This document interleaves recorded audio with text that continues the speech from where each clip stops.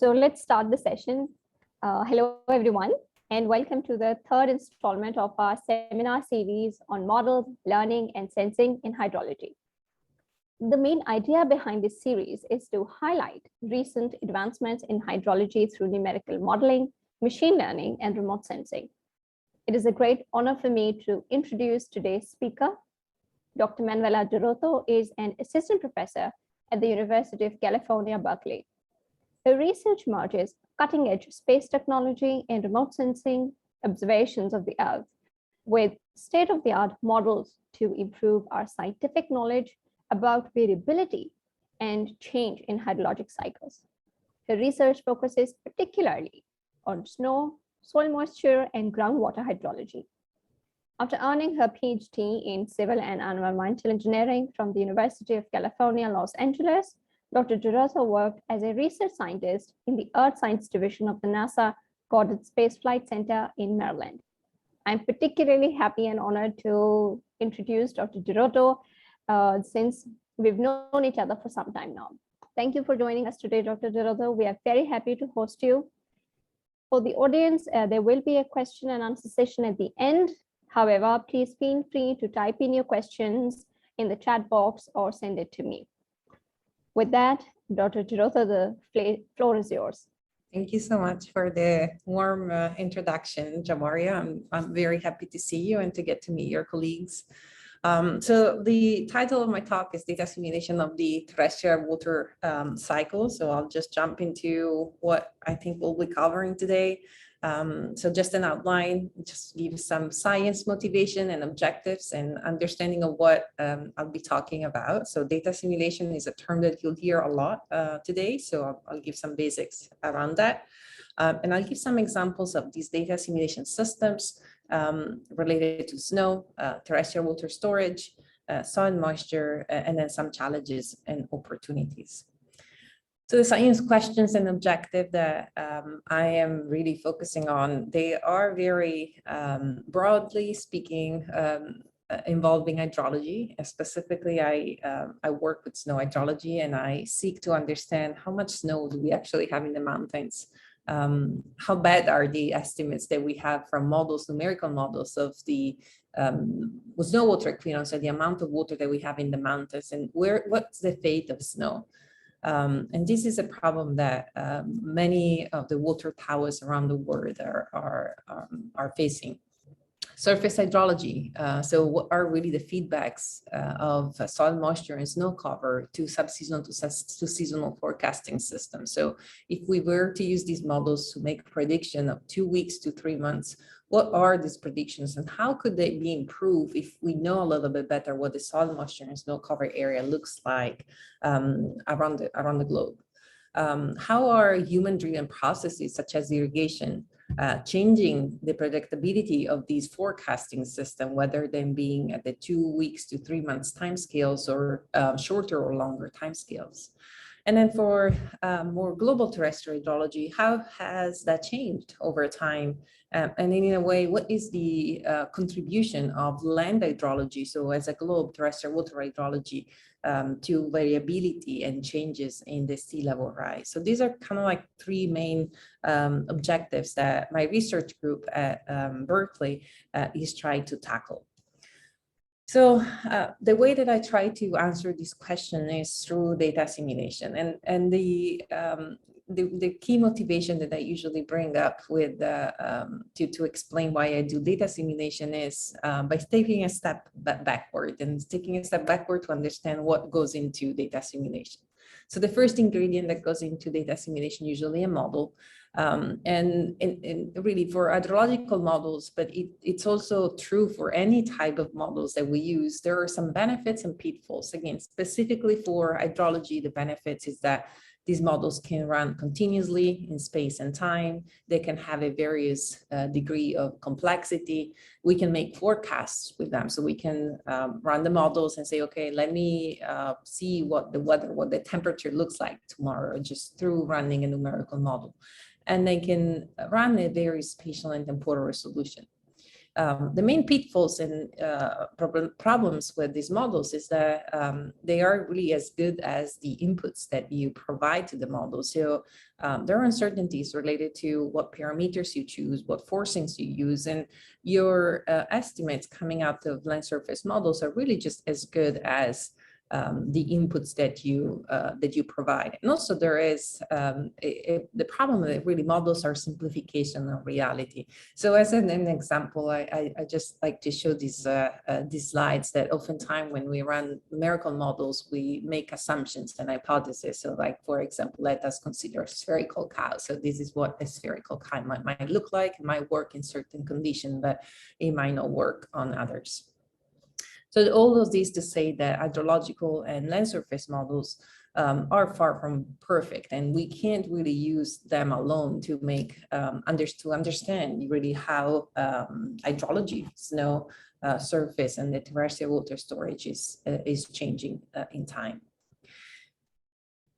And that's why a lot of the research that I do uses remote sensing observation. So this is just a slide that I took a few months ago from the NASA Earth Science page, and illustrates all of the satellites that are currently in operation, and they are in incubation. They are starting to be formulated, and they're starting to be in operation. So you can see that there are a lot of instruments out there. There are a lot of informations. Each of them do take some type of informations that might have different spatial temporal resolution, and then they sense a different spectral resolution. So they sense different things on the Earth that are great. But at the same time, it's very technical challenging to bring them all together, to actually make sense of all of these observations together. So again, the key message here is that these observations are great because they provide a birth view of the Earth.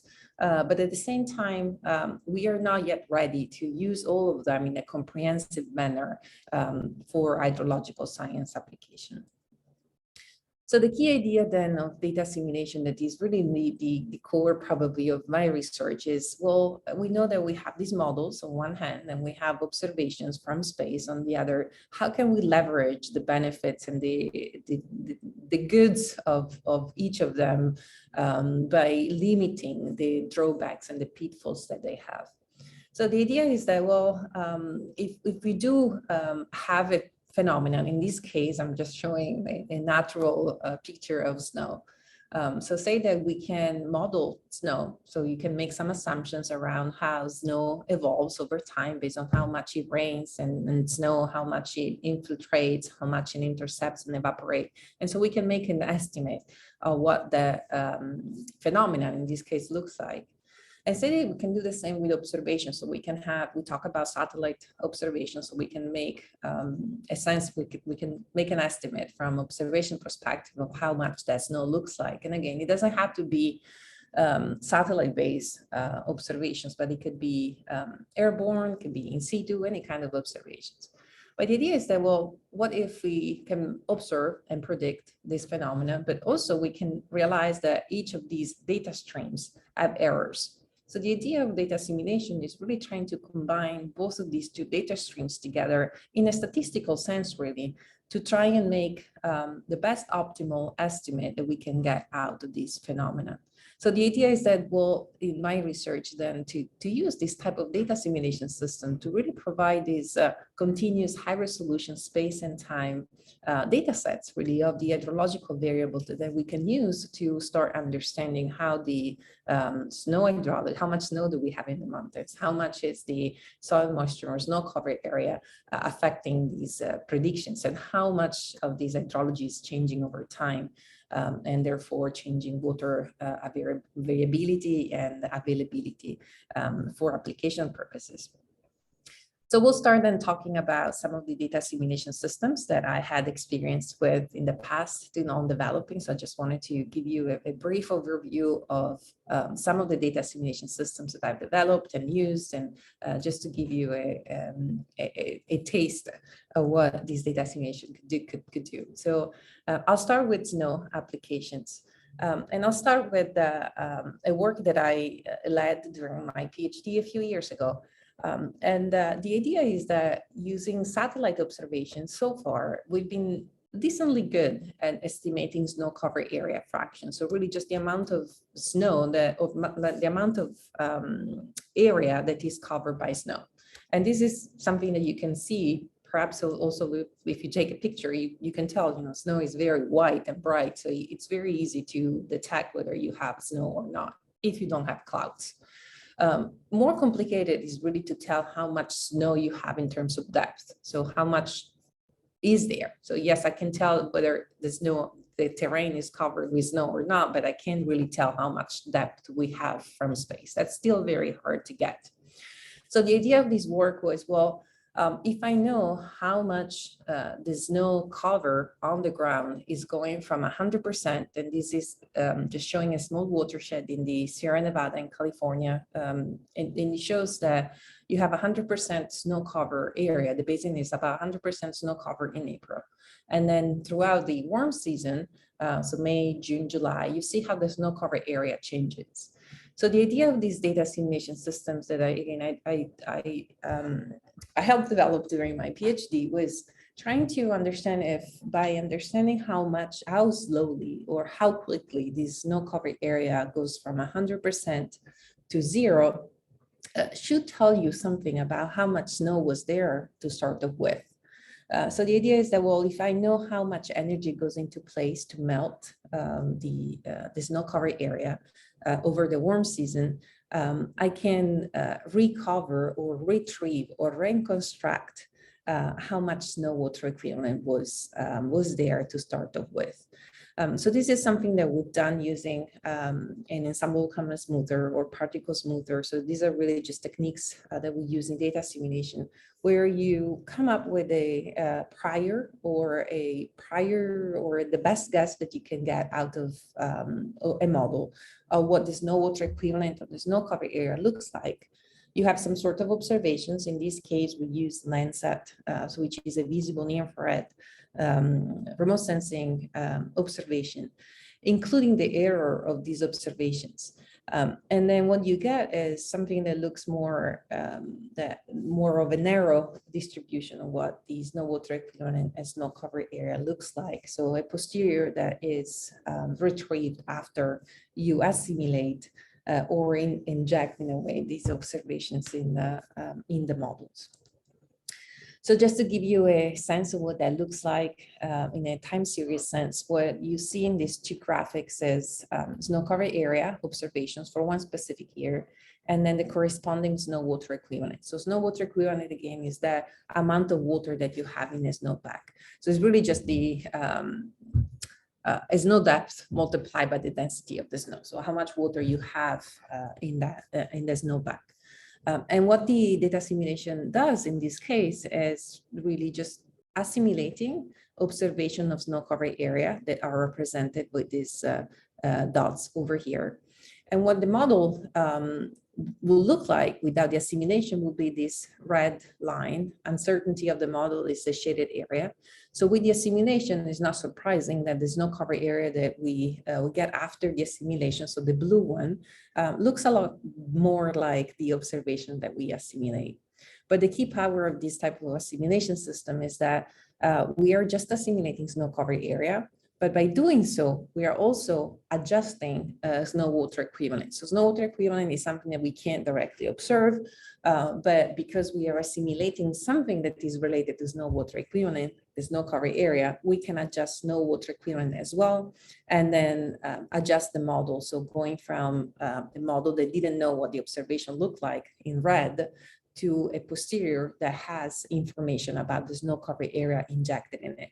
And then if you can see, the blue lines agree very well with in situ observations. So these observations are not seen by the model, so they are completely independent. And you see how well the posterior or data assimilation scheme agrees with these observations. So these are just some validation slides. I'm not going to go over it. And from a science perspective, we always like to see whenever you compare observation with your estimate from the assimilation or any other models, you like to see a one-on-one line and all of the points aligned with So we were pretty pleased to see that that was the case also for these type of systems. So this type of systems has been later on, after I left my PhD position from UCLA, has been used to derive reanalysis. So actually data sets of snow water equivalent for the Sierra Nevada, for the Andes, and more recently also for the Himalayan mountains. So again, these are data sets that now are available and that can be used to make predictions, input for water management systems and so on. So this is kind of like what I was saying before the talk was starting, that data simulation can provide this type of data sets and then can be used for application purposes. So moving on to the another application that looks at terrestrial water storage. So I have a little video here that should start. So before starting to talk about data simulation of terrestrial water storage, I'd like to bring up why why I'm going to use GRACE and GRACE follow-on. So for those of you that have not heard about GRACE and GRACE follow-on, these are satellites that observes gravity on Earth. So really, what is the mass around the Earth changing over time? And then it's probably something that you've seen in newspapers, is the change in ice loss in Greenland. And that's something that we were able to get out of this type of satellites, gravity emissions, that therefore observes how much mass is lost over the Earth. So it's incredible to see this from ice perspective. So you start seeing how much really we are losing, for example, in this case over Greenland due to global warming. And I also like to show this slide sometimes when I go to outreach events to kids and show them what an average, we lose about 279 gigatons of ice per year. And they have no idea what that looks like. I have no idea what these look like. But then if you compare this to what 1 gigaton of ice would look like in Central Park, if you ever travel to New York, it's a huge park in the city center of New York, this would be 1 gigaton of ice. So that's an enormous amount of ice that we lose. And imagine these times 279, and that's how much we lose every year. But this is just to introduce the satellites GRACE and GRACE follow-on. So GRACE and GRACE follow-on have been great to understand global issues around mass losses. And it's also been used for understanding hydrology over land. And that's because the terrestrial water storage that you can get out of the GRACE satellites, and this is a representation of these two satellites, one following each other and measuring gravitational changes over the Earth. It's a measurement of, again, the terrestrial water storage, which is for land purposes or hydrological purposes, the summation of the entire water column that we have over land. So you can think of it as the summation of groundwater, sun moisture, snow, surface water, and the water that you have stored in vegetation. So again, great missions because they can provide changes, understanding of changes, global changes of ice and water hydrology over land. They do provide monthly observations with resolution of 300 kilometers, and it's a mission that has started in 2002.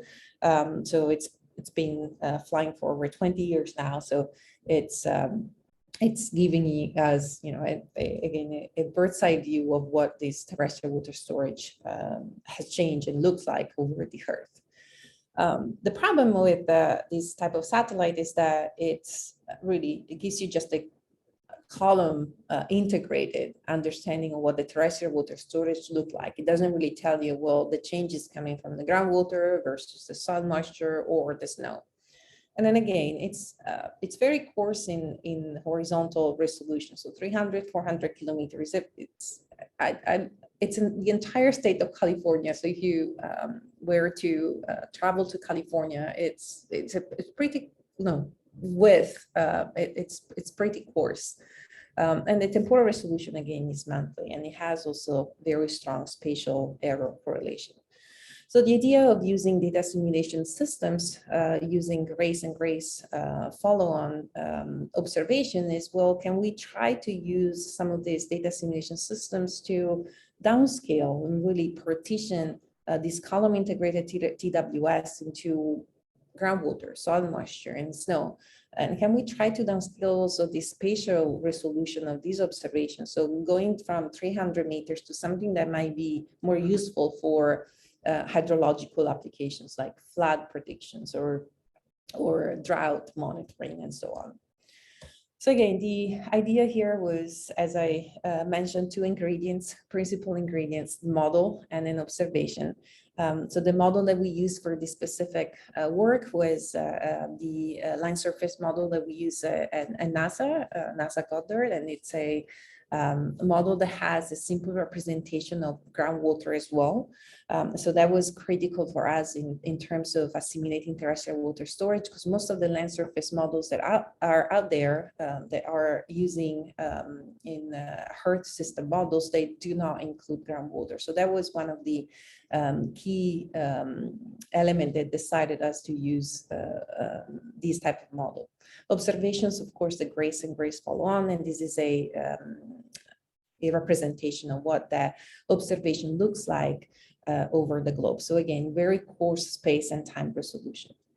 So the idea of the data simulation was then to, well, can we use this model that is called catchment land surface model, so in short CLSM, to predict what these terrestrial water storage should look like. And really, should be a function of the various departments of the model. So you'll have the groundwater, you have the surface soil moisture, root zone soil moisture, then you have a snow component, and then you have the water that is stored in the vegetation. So you make an estimate, you make a prediction of what that terrestrial water storage looks like. And then you use the strength of this model to downscale through data simulation the observed terrestrial water storage into the various partitioning. So again, take advantage of the model structure and dynamics to refine that coarse resolution of the grace terrestrial water storage observations. So just to give you an example of what that looks like. So this is where we start off with. So this is the spatial resolution of the grace observations. This will be the difference of what for a month, a specific month, and sorry I didn't report the month here, but this is the difference of what that observation and the forecast from the model should look like in terms of TWS. And then we use that statistical data simulation system to partition something that looks like observation, terrestrial water storage, into what the model actually models. So surface soil moisture, root zone soil moisture, and groundwater. So catchment deficit is really the variable that the model used to describe groundwater.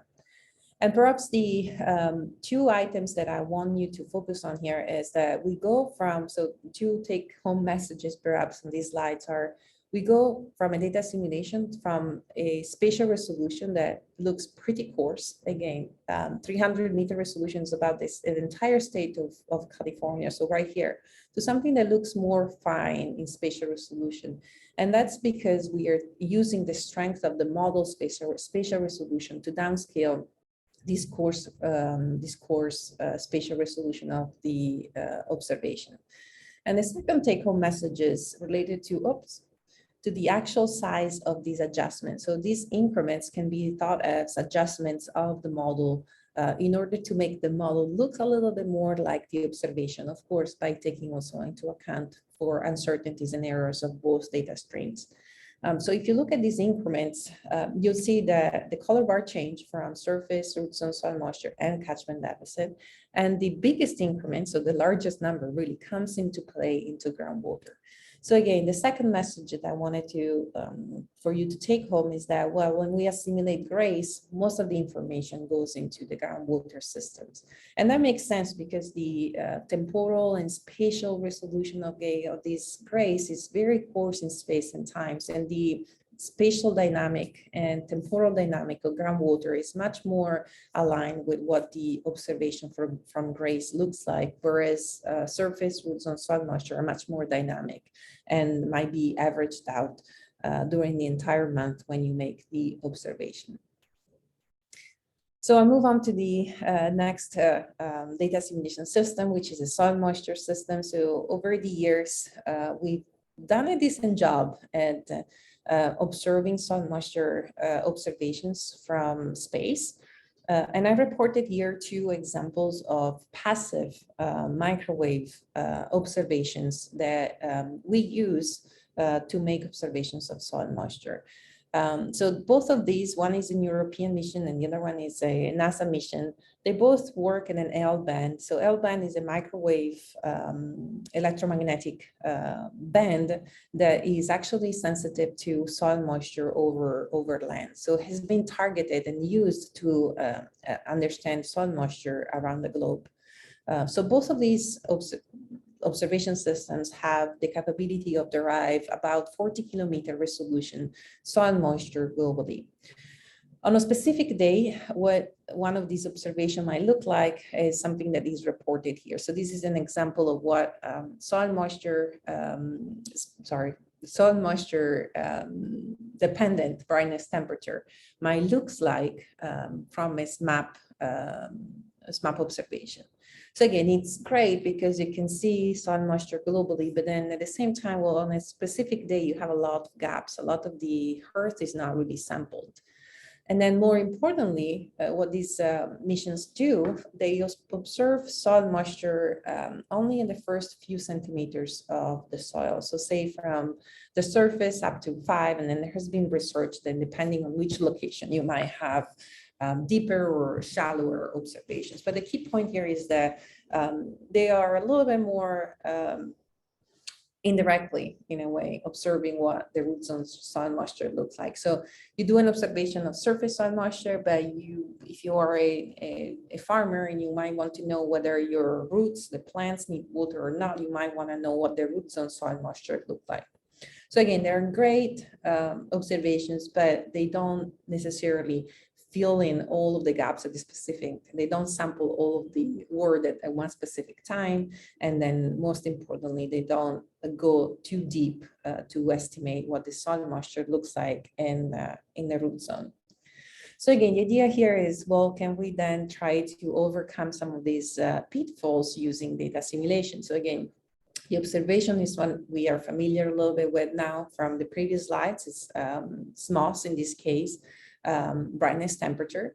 The model is again the same model that I introduced before for the GRACE data assimilation, coupled to a radiative transfer model. So the radiative transfer model really was developed by a colleague of mine at NASA, and she was able to essentially couple this model that was able to translate, in a way, soil moisture or water quantities and variables into brightness temperature. So it's essentially the tool that allows the model to talk the same language of the observation, because it was able to provide for a specific soil moisture the variable that the model observes, the brightness temperature. The data assimilation that we use was an ensemble common filter and generates increments in terms of soil moisture that was therefore able to translate surface soil moisture into root zone. And then because it was a 3D ensemble common filter, we were also able to distribute some of these increments spatially. So then in order to be able to cover a little bit more of the earth every day whenever we had an observation. So again, the overall goal of this type of analysis was to provide estimate of surface, root zone, soil moisture continuously in time and in space. And the way that I used this type of data assimilation system was because at the beginning of my talk, I said, well, we have this type of observations, but all of them measure different type of things, and we have no idea really how to bring them all together. And I said, well, maybe data assimilation is a way to do so. So the first experience that I had in trying to bring together multiple observations into a same system was when I worked on this project that tried to merge observations of soil moistures and observations of terrestrial water storage. So what I'm showing here is a result, like a key result probably of this type of work where we use a model to assimilate GRACE observations, so that terrestrial water storage. And then I'll show results for when we use only soil moisture observations. And then I'll show you results where we assimilate both the terrestrial water storage from grace and the soil moisture from smalls. So again, with the idea of, okay, we are good at observing each individual observation, but can we actually now merge them all together? And what's the benefit of doing so? So this is showing a validation graphic. So you can think of this as the improvements in the skill of your estimates when you assimilate grace observation and later on again soil moisture and both of them. So in few words, anytime you see a blue dots here, it means that the assimilation is really improving upon not having the assimilation. So this is showing that for soil moisture and root zone soil moisture, the assimilation of grace doesn't really do a whole lot because you have probably the same number of improvements. So blue dots of degraded points, the red dots. But then if you look into the groundwater states, and again, TWS, but TWS is not really an independent measurement because this is the one that we are assimilating. You do start seeing a little bit more blue. So again, this is going along to what the key message that I mentioned a few slides ago that I said, well, when we assimilate grace, most of the information goes into the groundwater. We're actually improving that groundwater state. When we only assimilate soil moisture, so what you start seeing is that now most of the blues, so most of the improvements really are coming into affecting the surface soil moisture and root zone soil moisture, and less so in the deeper soil layers. But when we put all of them together, what you start seeing is reproducing the patterns that, like the benefits again of what the soil moisture tells you. So you see a lot of blues in the surface water layers, and you still have pertain the information that grace tells you.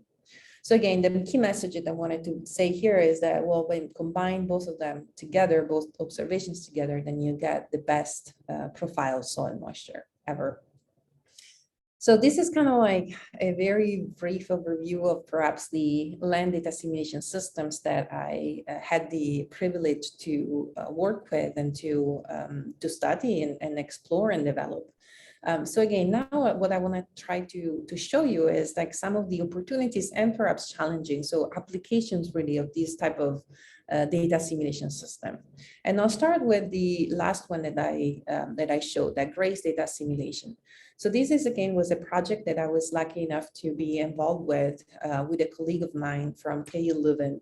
And she is a student, and she asked me, I was like, can I try to use this grace data assimilation system to understand whether assimilating grace and soil moisture, so from that grace data assimilation and soil moisture data assimilation, can we actually see if there are any benefits in hazard warning, any specific case landslide monitoring. And the overall idea is that, remember that when we said that we were assimilating grace, we were able to get a better understanding where the groundwater was, so where the water table was. So the overall idea is that if you have knowledge of where the water table is, and if you know that this water table is rising or the soil moisture is rising, the idea is that the shear stress will increase and the shear strength will decrease. So this is a condition that will likely affect landslide likelihood. So in this project, she used different model simulations and different assimilations of grace and SMOS. And she used a database of worldwide landslides to understand whether the grace data assimilation or SMOS data assimilation was beneficial for landslide warning. And in these two specific cases, this is actually a case where having a simulation would have improved the landslide warning. In other cases, it was not as easy assessment to make. But again, a lot of this work is already published in a journal of hydrometeorology. So if you're interested to understand a little bit more about the landslide monitoring when using data simulation, I'll refer you to that paper. Another application that I'm working with a student of mine currently is, again, using the same GRACE data assimilation system to, again, understand where the groundwater is at and how that affects plant productivity.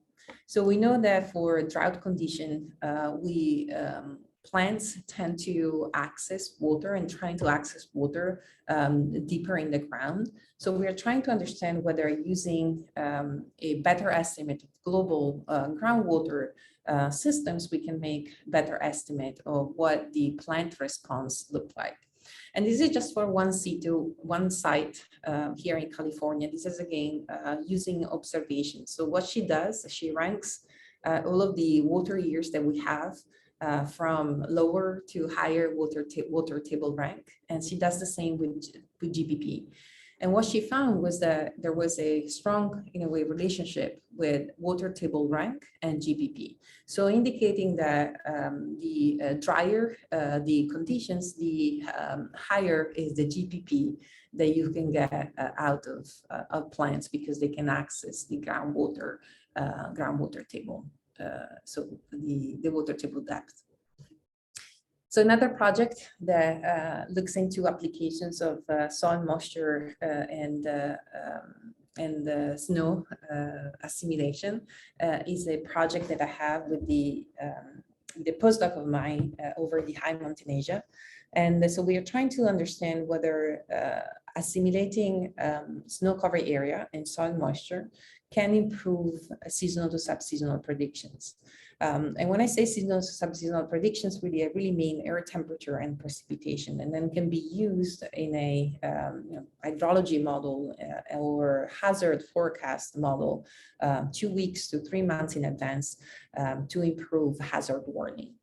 So again, this is an example on a paper that is in preparation that we had shown how these seasonal to subseasonal forecasts. So you'll see the first column, the first row is the 1 month forecast of snow covered areas, snow water equivalent and soil moisture. And then you have 2 months and 3 months. And the idea here is that this is showing errors in these estimates. And the idea here is that if you notice, the errors that you get on the first month are kind of like pertain on the second and third month. So the idea is that, well, if we can improve the initial conditions at month 1, using this type of assimilation system, can we actually do better at 2 months, 3 months forecast. So that was kind of like the motivation of this work, again, in preparation. Hopefully next time I'll give a talk, I'll have more results around really the data assimilation system. So finally, I want to just bring up some of the challenges that I faced in this type of work. And one was related to irrigation purposes. So the idea behind it is if you compare terrestrial trends in terrestrial water storage with irrigation maps, you'll see that terrestrial water storage has a decrease over the years. And this is for 2003, 2016, over northern India. And this is most likely associated to groundwater extraction. So what I show here is now the same thing, same observations, model, and data assimilation, but for another flux, evapotranspiration. So what I want to show is that when I compute trends in evapotranspiration using a model only, I didn't see any trends in the model. And I didn't see a whole lot of trends in the observations. But when I ran the data assimilation of GRACE data assimilation over India, for example, there I had a huge trend in TWS, and a huge trend translated in a trend in evapotranspiration fluxes. So we know that evapotranspiration fluxes they don't have a significant trends, and that's something that we can see from observations. So the idea is that when I added data assimilation of GRACE over India, what I was actually doing was detecting a trend in groundwater that then induced a deficit in evapotranspiration fluxes. But this is something that is totally unrealistic. This is why I published this. This is a pitfall of this type of data assimilation system. And the reason why this is happening is because we didn't have irrigations in the model. So we didn't have that steady and continuing evapotranspiration that any irrigation system would have allowed in the model, and in reality, we don't really see. So the idea of the one of the work that I have, again, in preparation with another postdoc of mine, Tasnuva, is, well, can we try to improve a little bit these models to include irrigation into the system, so then we can apply data assimilation in a model that has the right physics. Because again, the benefit of data assimilation is to use the physics of the model to do some of the downscaling that I showed earlier, and to do some of this partitioning, for example, of the Grace data assimilation. But the data assimilation really is good as the model physics that it operates within. So the work that she's preparing is really trying to explicitly implement an irrigation scheme within the same model that we use for the Grace data assimilation, to see if some of these challenges that we faced when we are injecting trends or human-driven processes that are not represented in the model could be improved. So I like to just wrap up, and I'll give you a lot of information to perhaps what the research that I do in data assimilation. And I hope that I really leave you with a message that data assimilation and remote sensing and models really enhance the usefulness of these remotely sensed observations. But again, the devil to me really remains in the detail. And this is a quote from a paper from last year from a colleague of mine that said, well, the devil is in the details in terms of obtaining optimal estimates for hydrologic systems from assimilating remote sensing measurements into models. So this is really where my work is going, and really trying to answer how to best merge all of these observations together in a comprehensive manner. And how do we handle this much information? So with that, I like to take any questions and comments and feedback. Thank you so much, Manuela. That was a wonderful presentation. Thank you. We'll now open the floor to all the attendees. If you have any questions, please feel free to write them in the chat box. So while we're waiting, I'll go ahead with some of my questions. Okay. So you talked about Grace DA, and in Grace DA, we can see that there is a relatively higher influence on groundwater as compared to snow and then soil moisture. So my question was that when we talk about groundwater, are we just talking about where the water table is, or are we talking about the deep aquifers that are inside the surface of the earth? So we are talking about a mass change. So the aquifers that we are talking about is the water table depth. So that's the unconfined aquifer that changes the mass up and down. We are not talking about the deep confined aquifers that are pressure led. We're really talking about mass changes of the unconfined aquifers, and globally. And as you can see, Grace is at 300-meter resolution. So it's, and you work with Grace a little bit, I think, right? So it's pretty hard to work with because of the spatial resolution. It gets a lot of information all averaged within one grid that you'll get out of the observation. So yeah. So you mentioned this concept of unconfined versus confined aquifers. Do you see any scenario in which we can leverage the information that we're getting about unconfined aquifers to get some information about confined aquifers as well? Perhaps what I'm trying to say is that even though Grace has a very coarse resolution, do you see in the foreseeable future any avenue that can lead to Grace DA and confined aquifers?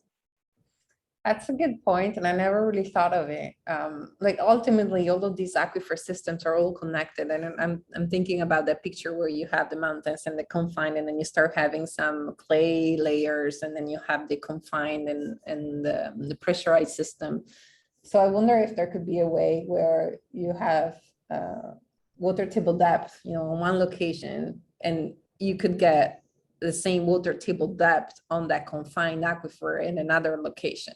So I wonder if something like that could be used. I've never thought of it, but that's a pretty intriguing idea of, and it's somewhat similar to the work that I've done in the snow. Like you're observing one thing, but you're really interested in something else. So maybe we should try to talk a little bit more about that. Have you thought of it at all? So I was thinking, perhaps, and this is just an idea, we can, try a similar approach to combining a model that specifically models confined versus unconfined aquifers and try to stitch that in within our data assimilation system. I'm not sure how that will work, but perhaps that is something that may be feasible. But again, that's out there. Yeah, it's an intriguing thought. Thank you. So I'm waiting for other people, and yeah, we have a couple of questions. So we have a question from Dr. Muhammad Ali. How reliable is GRACE data for small catchments, especially in Pakistan? We have very diversified physiology. So considering the coarse scale and the complex topography, how reliable do you think would GRACE be for various parts of Pakistan? Yeah, so GRACE is not good for small catchments. So that's why you need to rely on some of these downscaling techniques to bring it down to smaller catchments. So it is good as averages. So you have to take into consideration that if you're looking at something small, something specific, probably GRACE is not the way that I would go unless you do some sort of downscaling. But you also want to make sure that you recognize that there are uncertainties and errors that come with the downscaling as well. So again, I'm not familiar with the geography of Pakistan, and I know that you have a lot of variability. So specifically, if you have a lot of geographic variability, mountains, different aquifer systems, that's probably something that I'd be careful in using it. So probably perhaps you can tie this with the work that you did in northern India, where one of your papers was looking at groundwater depletion. Mm-hmm. And in that, I think you were using GRACE, if I'm correct. Yeah, that's correct. But so that was, to me, was like a large signal. So it's large, the groundwater depletion signal that is, very vast. It's very broad. So based on that, we were able to downscale some of that and actually improve some of the model groundwater system there. But as you notice, we did that at the expense of another flags like evapotranspiration or soil moisture. And that's because we didn't have the right schematic in place. So I think that if you're looking at things from a regional perspective, then I'll say, yeah, GRACE could be a good valuable and a good observation to have and add. But for small catchments, you need to make sure that you are understanding the spatial resolutions that you're looking at, or the process that you're looking at is big enough that can change masses within those 300 kilometers. So. Thank you for your answer. I see that Zara has her hand raised, so go ahead, please, Zara. Yeah, thank you so much for this lovely talk. I'm very much of a novice when it comes to data collection and data assimilation. But I've been just wondering, when you mentioned GRACE and what was the other one, SMOS or yeah? Yeah, for soil moisture. And yeah, so are these satellites that we're talking about? Is this some format in which data is stored that we're talking about? And whether this kind of information is available for all? So the results that I show here, these are all data that are publicly available. So they're from NASA or European Space Agency. So these agencies are providing data for free to researchers that you can use. Some of these data are actually available on the cloud. So a lot of the students that I have, they love using Google Earth Engine. So I don't think that Grace is there, but I think that some map observation is in Google Earth Engine, and it's actually super easy at that point to use because it's on the cloud. They just need to get an account on Google Earth Engine and they can start looking and processing some of the data. So these are all free data sets. There are some commercial agency companies that have data that I have not shown here, and I didn't really start investigating them. And those are not freely available. They're, you need to purchase them. I'm thinking about Planet Labs data. They are small commercial satellites that would have information related to mostly visible near infrared rather than gravity and microwave type of observations. But in general, everything I showed here was freely available online and provided by NASA. Right. And I have another question. I mean, you mentioned groundwater data and the water level depth and so on. So is there some sort of a restriction in terms of what is the depth unto which these measurements are accurate up to, or is there some kind of geological or lithological indicators also available in terms of the spatial formation of the regions as well?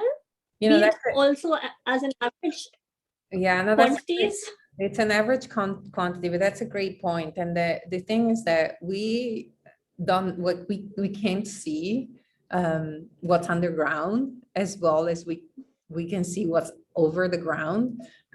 So I don't think I can answer specifically the questions like, oh, there's going to be a limit in terms of depth to where we can sense. It's really, to the best of our knowledge, how well can you model what is the groundwater level or the structure of the geology of the aquifers in there, so then you can sense the groundwater that is in there. But again, that's another great point and sense and source of uncertainty as well, because we have no idea how deep we could go.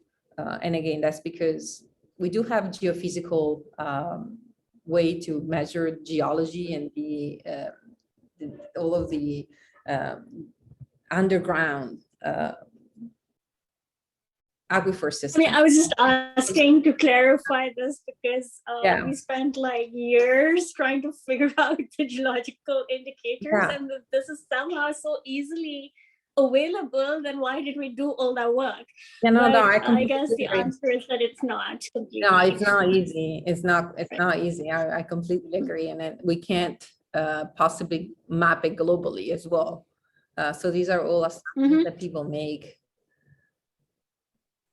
And also the 3D reconstruction of a certain location and a site is all the more complex than depending on the sediments, depending on the layers and things like that. Right.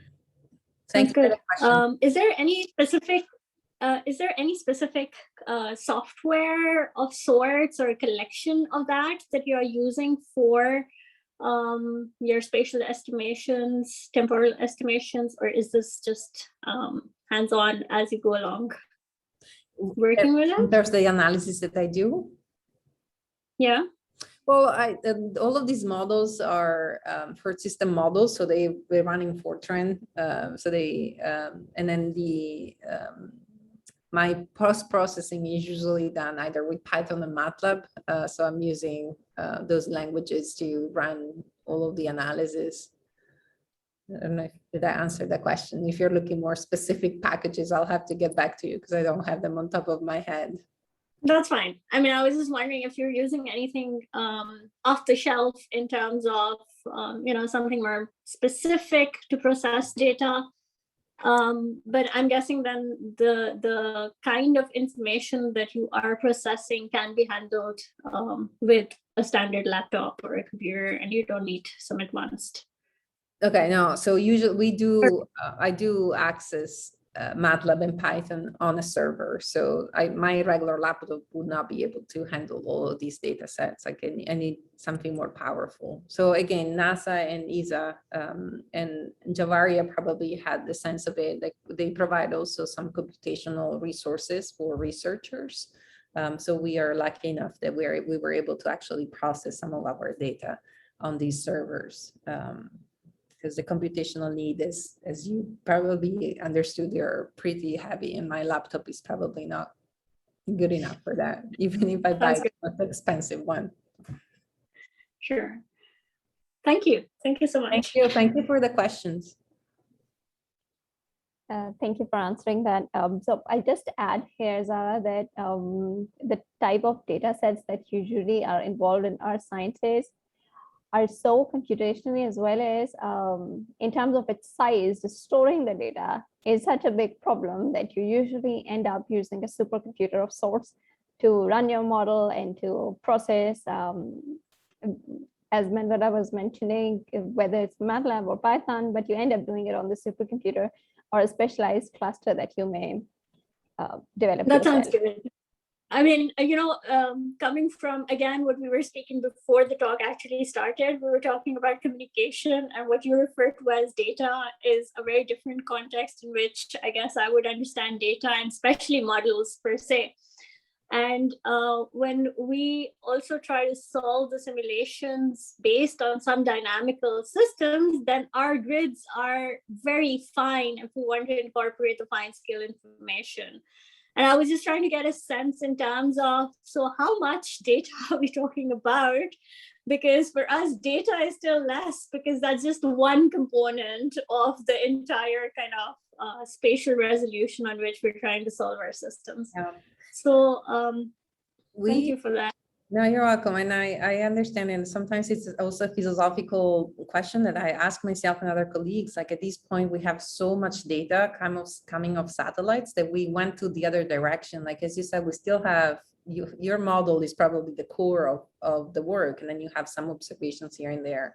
I think in our field, we almost reached the point that we have a lot of observations, and we have really the power to use all of that to inform our models. So almost trying to, instead of having more numerical modeling approach, we have kind of like the other way around, like data stream that can guide the models.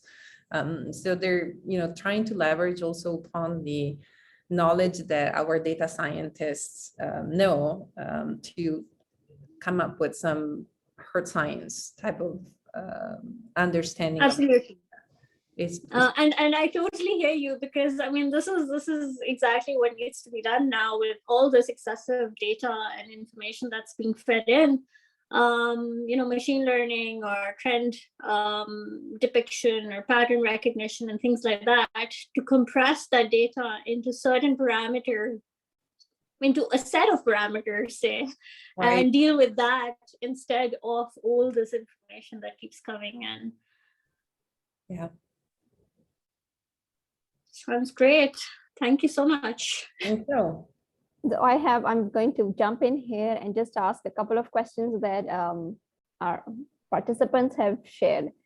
This is a very fundamental question. If you could just talk about why SMAP is only looking at soil moisture rather than the deeper layers of the soil. That depends on the electromagnetic and the physics of the and I'll say the passive microwave. It's a physics understanding, and the fact is that this type of microwave band, the L band, can't penetrate as much the soil, so it gets saturated in a way. You can think about this getting saturated, and you can't see anything beyond that first few centimeters, because you have soil and particles that obscure in a way its view. So that's a very simplistic way to probably say that, you can't, it's from a physical perspective of the electromagnetic spectrum, essentially. Thank you very much. I'm going to end here. Thank you again to the speaker. Thank you. I would like the participant, I would first of all thank the participants for attending, for their contribution and their participation. Here, I would just like to ask the participants to join us next time for our next presentation, and we'll keep the speaker just for a little while to talk to her about some initiatives that are going on at the center here.